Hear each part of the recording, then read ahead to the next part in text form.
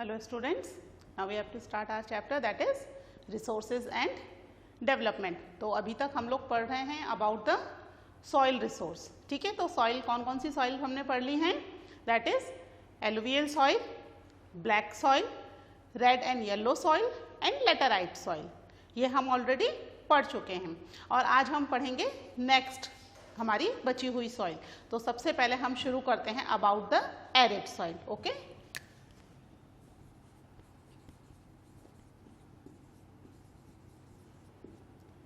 Arid soils. ठीक है, arid soil जैसा कि नाम से पता चल रहा है कैसी होगी एरिड सॉइल? सूखी खुश्क में भी जो कहाँ पाई जाती होगी? डेजर्ट में, जहाँ रेनफॉल कम होती है ना. ठीक, बिल्कुल आप सही सोच रहे हो कि एरिड सॉइल जो है ये एक ऐसी सॉइल है जो कि ऐसी जगह पाई जा रही है जहाँ रेनफॉल बहुत ही कम है और टेम्परेचर बहुत ज़्यादा हाई है. ठीक है, अगर हाई टेम्परेचर होगा और रेनफॉल कम होगी तो सॉइल में ना तो ह्यूमस रहेगी और ना ही मॉइस्चर, यानी कि सॉइल के अंदर जो माइक्रो ऑर्गेनिज्म होते हैं वो क्या हो जाएंगे? डिस्ट्रॉय हो जाएंगे. ओके, तो ये जो सॉइल है इसका कलर भी थोड़ा डार्क होता है. इट्स रेड टू ब्राउन, है ना. टेम्परेचर हाई है, रेनफॉल लेस है, ह्यूमस नहीं है, तो फिर इसमें एग्रीकल्चर हो पाएगी क्या? नहीं हो पाएगी, है ना, क्योंकि भाई टेम्परेचर भी हाई है, वाटर नहीं है. लेकिन यदि इसमें एग्रीकल्चर करनी है तो क्या करना पड़ेगा? It require a lot of irrigation facility. ठीक है, with the proper irrigation facility ये जो सॉइल है ये कल्टीएबल हो जाएगी. ठीक है, और ये सॉइल जो है वो थोड़ी सी कैसी होती है? थोड़ी मोटी होती है. वैसे हमारी सॉइल कैसी होती है? एकदम फाइन, एकदम महीन, है ना. लेकिन एरिड सॉइल जो है वो कंपैरेटिवली थोड़ी सैंडी होती है ना. सैंड पाई जाती है डेजर्ट में, दैट यू नो. तो ये सॉइल थोड़ी सी सैंडी होती है. जो इसका लोअर हॉरिजन होता है वो भी कैसा होता है? थोड़ा कंकड़ जैसे होते हैं ना, थोड़ी मोटी सॉइल है ना, कंकड़ जैसा होता है उसका लोअर हॉरिजन. और जो अपर हॉरिजन है वहाँ पर कैसी होगी? ये सैंडी होगी, यानी थोड़ी मोटी सॉइल होगी. जो हमारी दूसरी सॉइल है इसके कंपैरिजन में थोड़ी सी मोटी होती है, बाकी दूसरी सॉइल बहुत महीन होती है. ठीक है, तो लिख लेते हैं इसके बारे में. क्या है इसका कलर? क्या बताया मैंने? That is red to brown in colour. Okay, ठीक है. इसके अलावा टेक्सचर कैसा है इसका? Sandy in texture and saline in nature. अब सलाइन क्या है? देखो बच्चे, अगर जो वाटर है वो इवोपरेट हो जाता है तो वाटर के साथ अगर हम इरिगेशन करते हैं तो लैंड पर थोड़ा सा सॉल्ट भी आता है इरिगेशन के थ्रू. रेनफॉल के पानी में नहीं आता है सॉल्ट. ठीक है, लेकिन हम दूसरे तरीके से अगर इरिगेशन कर रहे हैं तो वहां थोड़ा सॉल्ट आ रहा है. लेकिन क्योंकि यहाँ पर क्या हो रहा है? पूरा का पूरा पानी एवोपरेट हो जा रहा है. वाटर एवोपरेट होगा, क्या सॉल्ट एवोपरेट होगा? सॉल्ट एवोपरेट नहीं होता है, तो यहां पर सॉल्ट रह जाता है. ठीक है, जिसकी वजह से ये कैसी है? नेचर में थोड़ी सी सलाइन है, यानी कि सॉल्टी है. इसकी वजह से यहां पर कॉमन सॉल्ट भी पाया जाता है कुछ डेजर्ट में. ठीक है, कॉमन सॉल्ट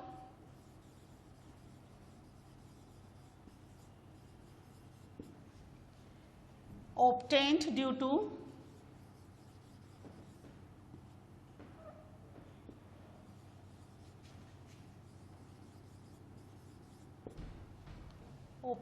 to evaporation.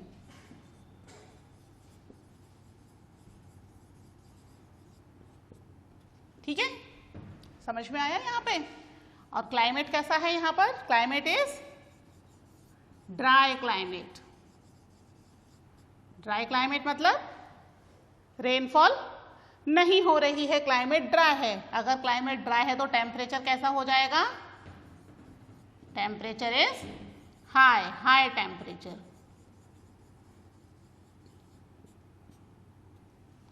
ठीक है, अब जब ड्राई क्लाइमेट है, टेम्परेचर भी हाई है, तो क्या होगा, जो लैंड में ह्यूमस और मॉइस्चर है वो क्या हो जाएगा, वो नहीं रहेगा। तो सॉइल कैसी है,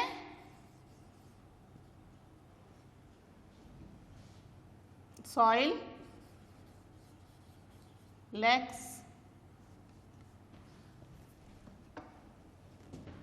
humus and moisture. Humus and moisture, ठीक है, ह्यूमस और मॉइस्चर यहाँ पर सॉइल में नहीं पाए जा रहे हैं, एकदम ड्राई है, सॉइल भी एकदम सूखी है, खुश्क सॉइल है, ठीक है। इसके अलावा यहाँ पर क्या होगा, जो इसका जो लोअर हॉरिजन है, वैसे तो कैसी है टेक्सचर में, सैंडी है, लेकिन उस सैंडी के नीचे का जो लोअर हॉरिजन होगा, ठीक है, वो कैसा होगा, ठीक है, लोअर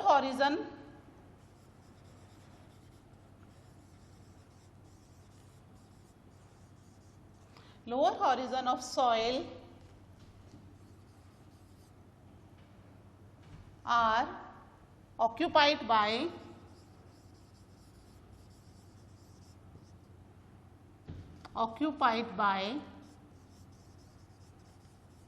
कंकर, ठीक है, यहां पर क्या मिलेंगे, ज्यादा कंकर ज्यादा होंगे यहां पर, ठीक है।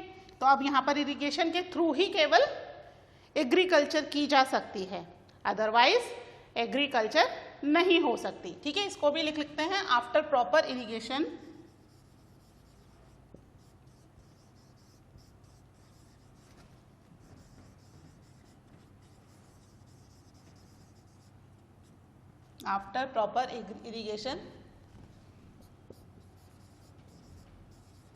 the soil become कल्टिएबल, ठीक है, जो सॉइल है वो कल्टिएबल हो जाएगी, ठीक है। लेकिन क्या होगा, प्रॉपर इरिगेशन करना पड़ेगा। कहाँ पाई जाएगी, जहां पर क्लाइमेट क्या हो, ड्राई हो, टेम्परेचर हाई हो, means this type of soil mostly found in the desert. और डेजर्ट कहाँ है इंडिया में, Rajasthan, but not in the whole Rajasthan. Rajasthan के किस पार्ट में डेजर्ट है, केवल वेस्टर्न पार्ट में डेजर्ट है राजस्थान में, बाकी पूरा राजस्थान डेजर्ट नहीं है, है ना। हम रहते हैं ना राजस्थान में, कोटा में, तो क्या डेजर्ट है यहाँ, नहीं है। अच्छी रेनफॉल है, अच्छी सॉइल है, मोटी सॉइल है, और सॉरी एकदम फाइन सॉइल है, ठीक है, मोटी सॉइल नहीं है, सैंडी सॉइल। तो ये पाई जा रही है केवल कहाँ, in the found in western Rajasthan only, ठीक है।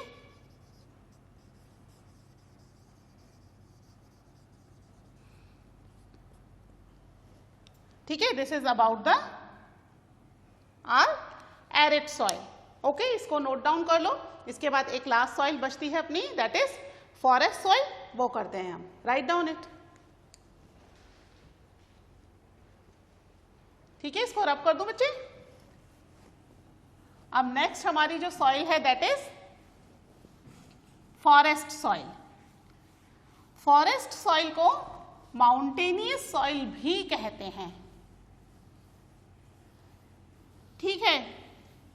माउंटेनियस सॉइल क्यों, क्योंकि ये जो है वो ऊंचाई पर पाई जा रही है, ठीक है। आपके बुक में एक पूरा मैप दे रखा है सॉइल का, वहां पर देखो बच्चों दे रखा होगा फॉरेस्ट के साथ साथ फॉरेस्ट एंड माउंटेनियस सॉइल, ठीक है। और किधर की तरफ है ये, इंडिया के बिल्कुल नदर्न पार्ट में, जम्मू कश्मीर लद्दाख वाला जो एरिया है वहां पर ये सॉइल दिखाई गई है, ठीक है। तो इसके बारे में हम लिख लेते हैं, that is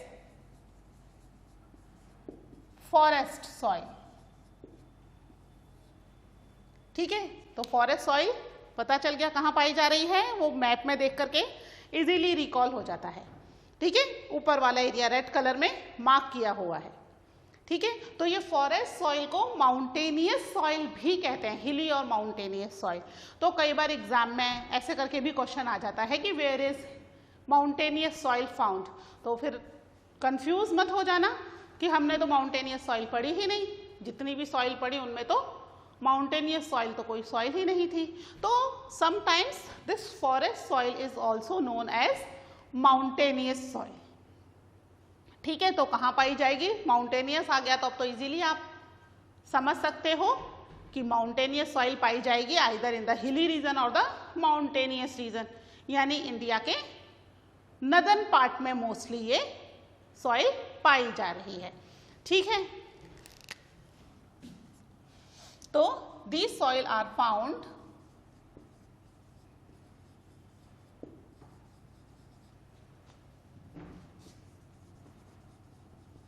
in hilly and mountainous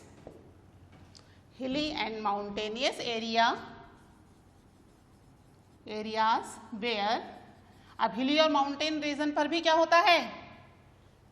rainfall proper नहीं होती है सभी जगह। ठीक है, तो वेयर ये कहाँ पाई जाएगी? वेयर सफिशिएंट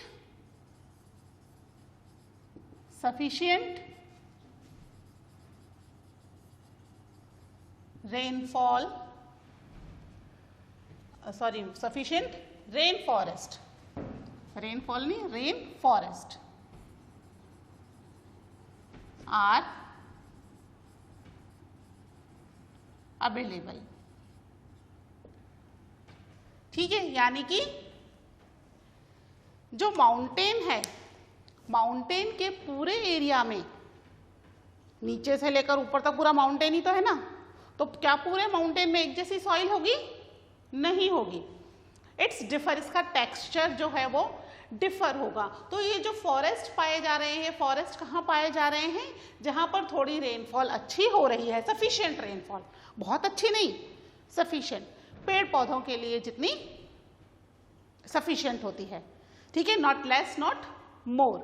तो ये जो है सॉइल का टेक्सचर की अगर हम बात करें कि कैसा है, जैसे हमने देखा ना दूसरी सॉइल का तो टेक्सचर पता चल रहा है, माउंटेनियस सॉइल का टेक्सचर जो है वो डिफर करता है कि कहाँ ये सॉइल पाई जाती है, क्योंकि माउंटेनियस में क्या है, नीचे से ऊपर तक जाते जाएंगे, क्या होता जाएगा? एल्टीट्यूड हाई होता जाएगा, रेनफॉल में चेंजेस आते चले जाएंगे। तो एल्टीट्यूड हाई होने और रेनफॉल में चेंजेस आने से क्या होगा? जो सॉइल का टेक्सचर है वो भी हर थोड़ी ऊंचाई के ऊपर चेंज होता जाएगा। तो अब हम यहाँ पर नहीं कह सकते कि mountainous soil a particular red colour की है, ब्राउन कलर की है या इस कलर की है। ठीक है, इट इज डिफर करता है हर थोड़े थोड़े एरिया के बाद कि इसका फीचर कैसा होगा या इसका टेक्सचर कैसा होगा। ठीक है,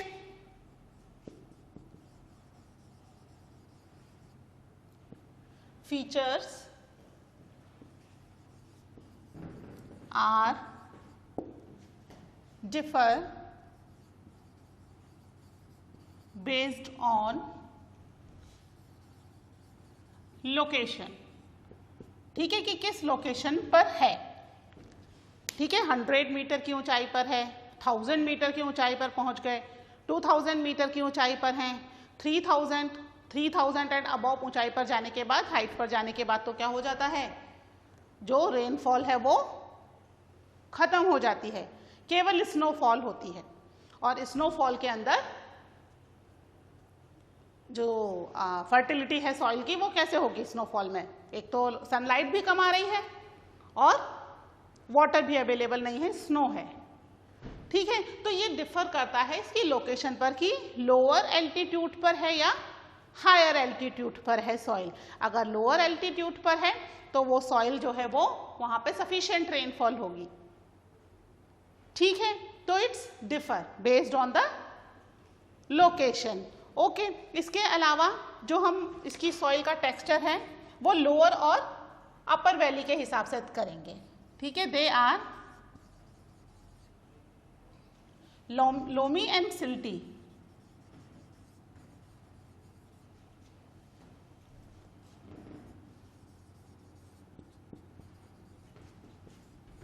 इन वैली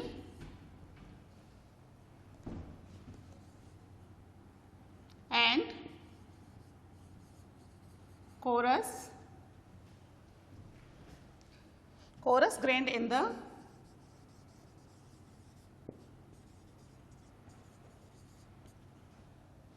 upper slope.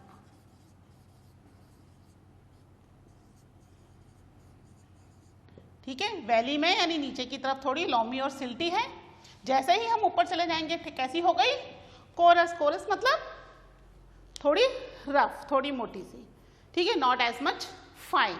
जितनी नीचे वाली एरिया में है उतनी ऊपर अपर स्लोप में जाते जाएंगे उतनी फाइन सॉइल नहीं होगी, क्योंकि क्या होता है, सॉइल का डेन्यूडेशन होता चला जा रहा है, सॉइल जो है वो वहां से मूव होती चली जा रही है।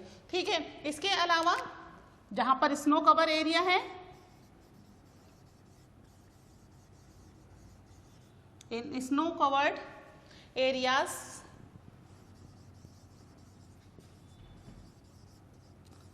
soil are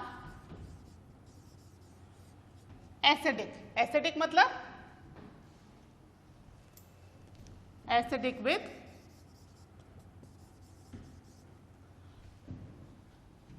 with low humus content.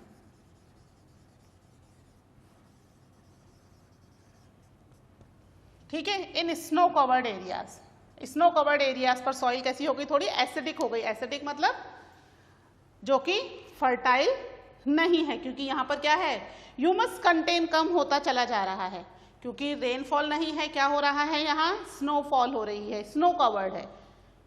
ठीक है, स्नो में और रेन में क्या फर्क है, वाटर ड्रॉपलेट्स आ रहे हैं, लेकिन वो किस फॉर्म में आ रहे हैं, फ्रोजन फॉर्म में आ रहे हैं।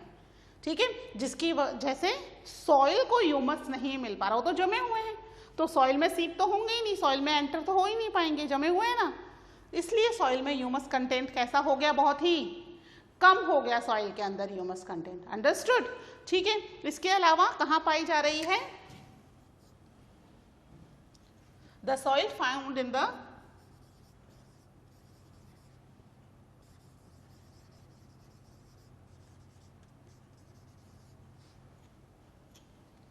lower part on the river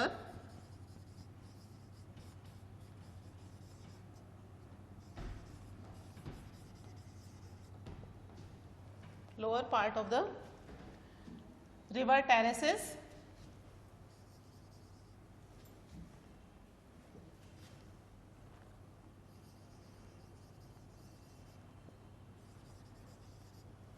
and alluvial fans are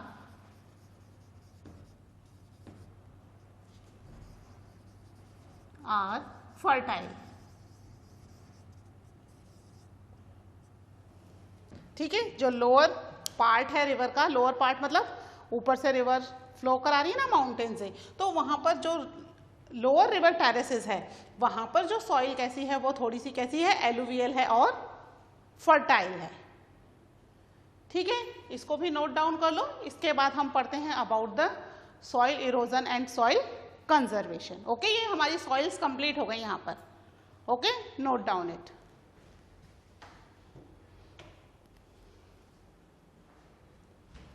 ठीक है, अब हम देखते हैं soil erosion and soil conservation. हमने लैंड का भी देखा था, क्या देखा था अबाउट द लैंड, की जो लैंड है वो भी कैसी हो रही है, उसकी फर्टिलिटी, उसकी जो यूज है वो सही तरीके से नहीं हो रहा, जिसकी वजह से लैंड को भी कंजर्व करना पड़ रहा है। इसी तरीके से सॉइल को भी हमें कंजर्व करना पड़ेगा। ठीक है, तो क्या हम देखेंगे अब यहां पर soil erosion and soil conservation. ठीक है, इरोजन मतलब, इरोजन का क्या मतलब है, इरोजन का मतलब है जो सॉइल है वो सॉइल अपने प्लेस पर ना होकर के क्या हो रही है, वहां से मूव हो जा रही है, आइदर वेरियस रीजंस। ठीक है, कुछ नेचुरल रीजंस है, कुछ ह्यूमन मेड रीजंस है। किसी भी रीजन से अगर सॉइल अपने प्लेस से मूव होकर के चली जा रही है तो वो क्या होगा, वहां से सॉइल का इरोजन हो गया, वहां से सॉइल मूव हो गई।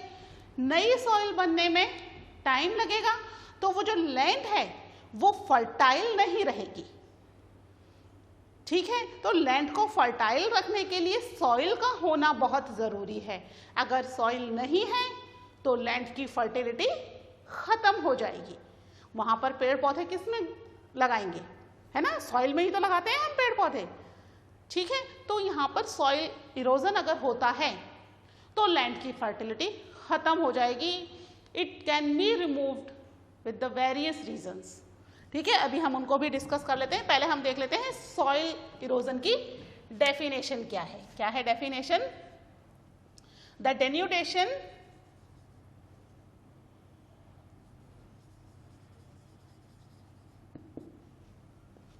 of soil cover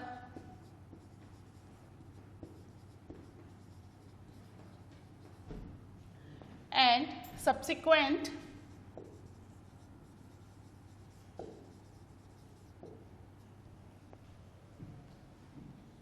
washing down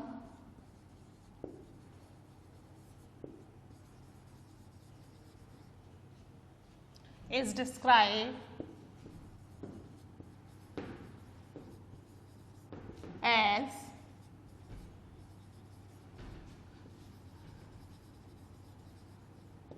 soil erosion. ठीक है, डेन्यूटेशन मतलब सॉइल का मूव हो जाना।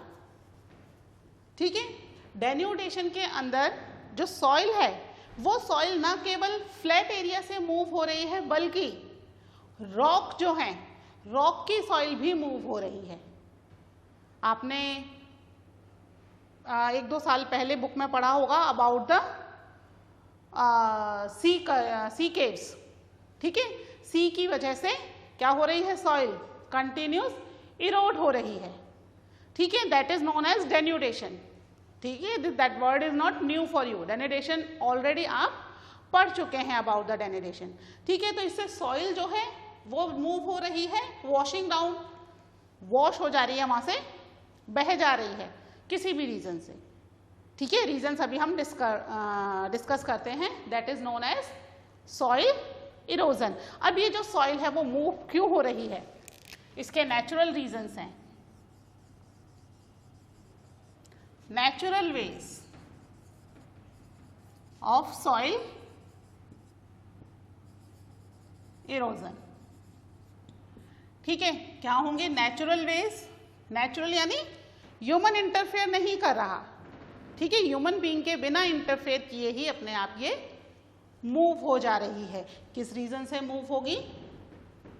Because of the water, rainfall I, flood आया, साथ में जो सॉइल है वो मूव हो गई। जरूरी नहीं फ्लड से ही हो, कई बार क्या होता है बहुत तेज रेनफॉल की वजह से भी सॉइल कवर जो है वो वहां से मूव हो जाता है, वॉश हो जाता है।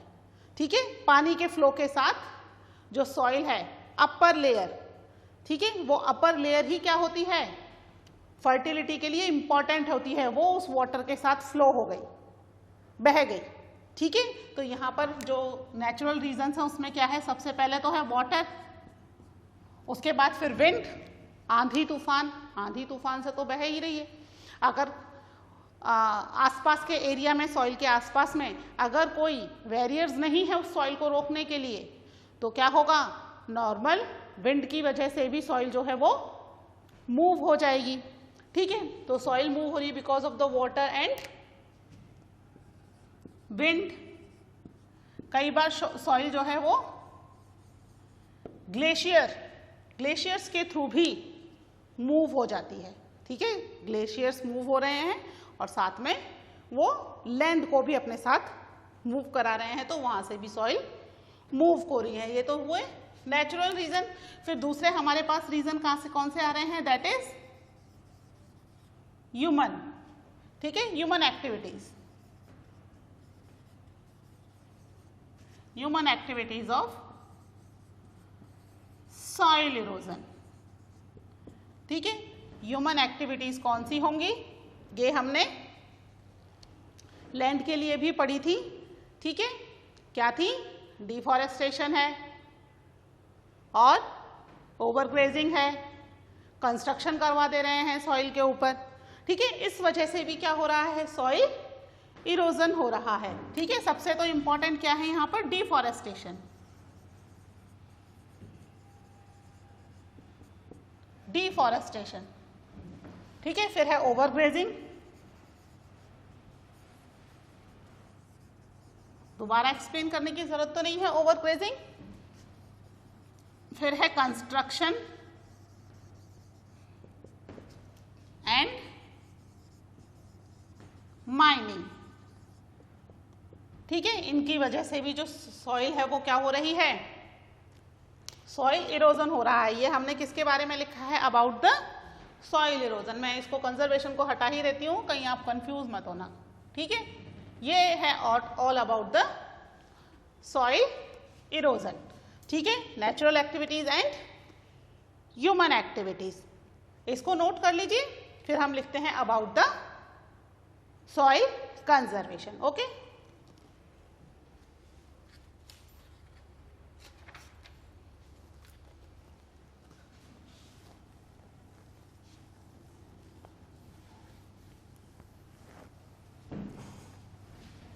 सॉइल कंजर्व को कैसे कंजर्व करेंगे, लैंड कंजर्वेशन पढ़ चुके हैं ना।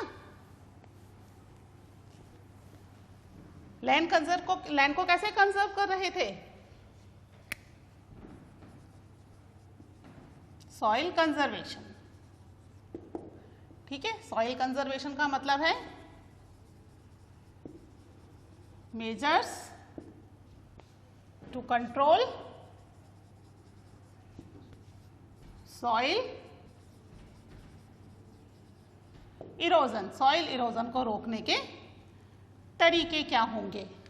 ठीक है, सॉइल इरोजन को रोकने के सबसे पहला तरीका क्या होगा, हमने क्या देखा था सबसे पहले, वहां पर शेल्टर बेल्ट्स देखी थी। शेल्टर बेल्ट बताई थी मैंने, क्या थी शेल्टर बेल्ट, जो फील्ड है उसके चारों तरफ क्या लगा दिए जाएं, ट्रीज लगा दिए जाएं, जिससे क्या होगा, सॉइल इरोड नहीं होगी। ये जो ट्रीज हैं वो सॉइल को बाइंड कर लेंगे। ठीक है, इसके अलावा दूसरा अपना रीजन था, that was the strip cropping. Strip cropping क्या है, जो फील्ड है, फील्ड के अंदर इस तरीके से क्रॉपिंग करते हैं ना, एक एक लाइन में आप ग्रो करते जाते हैं अलग अलग क्रॉप, तो इसके बीच में जो स्पेस है ना, इस स्पेस पर यहां पर ग्रासेस ग्रो कर सकते हैं। ठीक है, तो इससे फायदा क्या होगा, एक तो जब हम ये क्रॉप कट कर रहे हैं, हार्वेस्टिंग कर रहे हैं, उस समय ये ग्रास खड़ी रहेगी तो सॉइल इरोड नहीं होगा। दूसरा, एनिमल्स के लिए भी हमें चारा मिल गया, है ना, एनिमल ग्रेस कराने के लिए भी चारा मिल गया। इसके अलावा क्या है, दैट इज टेरेस कल्टीवेशन।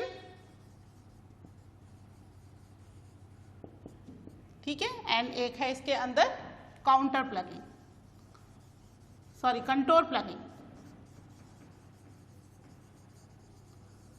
ठीक है, ये क्या होता है, ये हिली एरिया में होता है, यहां पर टेरेस बना दिए जाते हैं। ठीक है, टेरेस समझ रहे हो ना, एक स्लोप के बाद फिर थोड़ा फ्लैट एरिया, फिर स्लोप, फिर फ्लैट एरिया, फिर स्लोप, फिर flat area, that is terrace. और उसके अलावा कॉन्टोर प्लगिंग क्या है कि बीच में मिट्टी की इस तरीके से मेड़ें बना दी जाएं। ठीक है, स्लोप है ना, स्लोप पे मिट्टी की मेड़ बना दी जाए थोड़ी थोड़ी दूर पे, जिससे क्या होगा, जो सॉइल है वो इरोड नहीं होगी। यानी ये दोनों चीजें कहां हो रही हैं, इन द हिली एरियाज। ठीक है, ये समझ में आया।